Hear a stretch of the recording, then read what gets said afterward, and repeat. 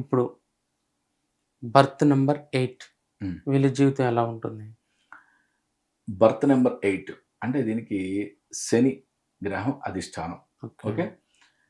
శని కారకత్వాలు మనకు తెలుసు. మందగమనుడు, హ్మ్. కొంచెం అందవికారంగా ఉంటాడు, పొట్టిగా ఉంటాడు, స్లోగా నడుస్తాడు, స్లోగా పనులు చేస్తాడు, స్లోగా ఆలోచిస్తాడు. హ్మ్. కానీ చాలా అద్భుతంగా ఇస్తాడు రిజల్ట్స్. చాలా ఓకే. చాలా అద్భుతమైన కష్టజీవి శని కదా. హ్మ్. అంటే ఈ కారకత్వాలు ఎలా ఉన్నాయో 8 యొక్క లక్షణాలు కూడా అదే విధంగా ఉంటాయి. హ్మ్. ఓకే. జనరల్‌గా శని అనంగానే చాలామంది 8దో నెంబర్ అనంగానే అసలు అబ్బా!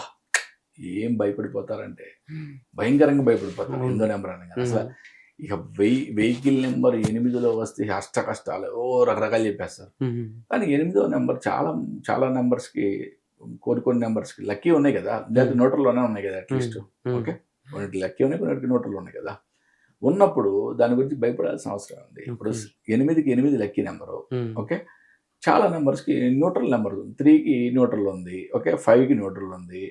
అట్లాగే 6కి న్యూట్రల్ ఉంది. 7కి న్యూట్రల్ ఉంది. ఇన్ని నంబర్స్‌కి న్యూట్రల్ నంబర్స్‌గా ఉంది 8 నెంబర్. ఓకే. కాబట్టి దీనికి విపరీతంగా భయపడాల్సిన పనైతే ఏం లేదు.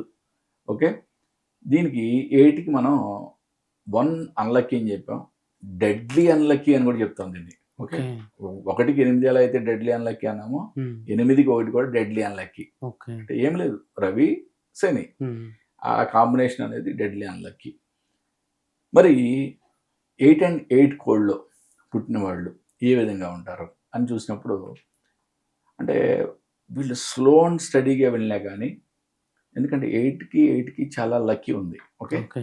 స్లో అండ్ స్టడీ వెళ్ళినా కానీ ఏ వ్యక్తి యొక్క జ్యోతిషపరంగా వెళ్ళినా మనం జాతకపరంగా వెళ్ళినా ఒక వ్యక్తికి శని అద్భుతమైన ప్లేస్మెంట్లో ఉన్న శని యోగిస్తే అతని యొక్క లైఫ్ చాలా అద్భుతంగా ఉంటుందని చెప్తాం. ఓకే. ఓకే. 8 అండ్ 8 కోడ్లో పుట్టిన వాళ్ళు కూడా చాలా స్లో అండ్ స్టడీగా వెళ్ళినా చాలా అద్భుతమైన శిఖరాలు అధిరోహిస్తారు వాళ్ళ లైఫ్లో ఓకే. అని చెప్పుకోవచ్చు. ఓకే. చాలా అద్భుతమైన నెంబర్ ఇది 8 నెంబర్ అనేది. జనరల్గా చాలామంది 8 అనగానే అవాయిడ్ చేస్తారు, 8 అనగానే భయపడతారు. ఓకే. ఎవరికైతే ఇది కంప్లీట్‌గా అన్‌లక్కీ నెంబర్ ఉందో వాళ్ళు అవాయిడ్ చేయడం మంచిది. బట్ కానీ న్యూట్రల్ ఆర్ లక్కీ నెంబర్ 8కి 8 లక్కీ నెంబరు ఆల్రెడీ మనం చెప్పిన కొన్ని నంబర్స్‌కి న్యూట్రల్ నెంబర్ వచ్చింది కాబట్టి వాటికి వాళ్ళు ఈ యొక్క 8 నెంబర్‌తో భయపడాల్సిన అవసరమే లేదు. ఓకే. గురువుగారు 8 నంబర్ శని సింక్ అని చెప్పారు. హ్మ్. చాలామంది విద్యార్థులు హ్మ్. 8 నంబర్ ఉన్న వాళ్ళకి ఇది పరిష్కారం అవ్వచ్చు లేదా సలహాకినే తీసుకోవాలి. ఏ జాబ్ వైపు ప్రయాణిస్తే వాళ్ళకి మంచిగుంటుంది? ఎందుకంటే శని సంఖ్య అని చెప్పారు కాబట్టి అడుగుతున్నాను. ఆ! అంటే అలా కాదు నాన్న. ఒకటి అంటే శని యొక్క కారకత్వాలు మనం చూసినప్పుడు శని సేవకా వృత్తిలో ఎక్కడైనా సెట్ అవుతాడు. ఒకటి ఓకే. గుర్తుపెట్టుకో. అంటే ఏ జాబ్‌లో అయినా సెట్ అవుతాడు. ఓకే. అంటే which does not require any intelligence power. Okay. సేవకా వృత్తి అంటే ఇప్పుడు నీకు ఒక క్లీనింగ్ సిస్టమ్ ఉంది. హ్మ్. నువ్వు ఒక స్వీపర్‌గా పనిచేయాలి. నీకేమైనా కావాలా? ఓకే. అవసరం లేదు కదా. అవసరం. ఒక అటెండర్‌గా పనిచేయాలి. ఓ పియన్‌గా పనిచేయాలి. లేతే ఇప్పుడు మనకి రాజ్యం గురించి మాట్లాడినప్పుడు ఈ ముందు ఉండే సైన్యాన్ని మనం 8తో పోలుస్తాం. ఓకే. ఓకే. వీళ్ళందరూ కూడా సైనికులు, ఆర్మీ అంటాం. హ్మ్. ఓకే. ఆర్మీ తర్వాత ఎవరున్నారు? సేనాధిపతి. అవును. ఓకే. హ్మ్. కుజుడున్నాడు. కుజులు. ఓకే. కుజుడున్నాడు. ఆళ్ళ తర్వాత ఎవరున్నారు? మంత్రి. మంత్రి. మంత్రి అంటే మూడో నంబరు. హ్మ్. ఓకే.